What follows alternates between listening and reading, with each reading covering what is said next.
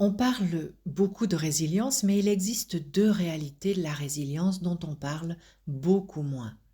La première est un piège silencieux quand la seconde est une transformation intérieure et beaucoup de femmes passent par les deux. La première est le piège de la comparaison. Certaines femmes se jugent très durement. Elles regardent leur cheminement et se disent: je devrais être plus forte, pourquoi est-ce que certaines choses me touchent encore? D'autres semblent avoir tourné la page, pourquoi pas moi? Alors, elles pensent manquer de résilience.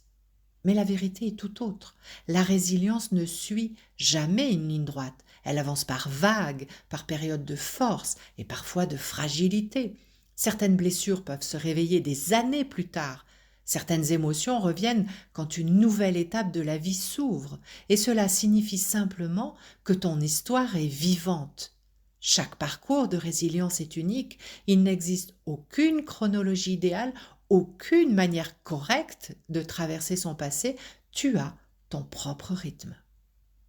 La deuxième réalité de la résilience est ce moment où la blessure devient une sagesse intérieure.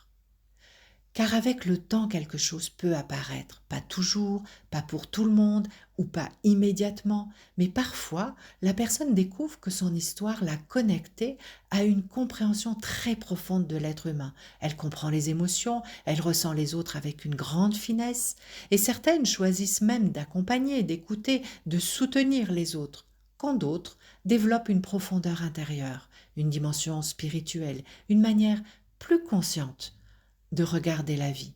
Et parfois, elles font les deux.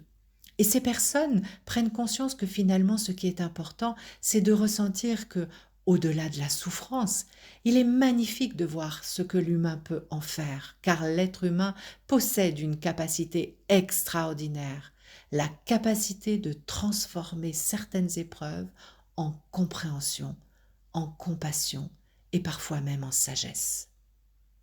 Ainsi, la résilience n'est pas un concours de force, c'est un chemin profondément humain, un chemin où l'on apprend parfois à être plus doux avec soi-même et à reconnaître que même les parts de notre histoire les plus difficiles peuvent un jour devenir une source de lumière intérieure. Et c'est ce cheminement que je propose de parcourir dans mon accompagnement Renaître après l'abus.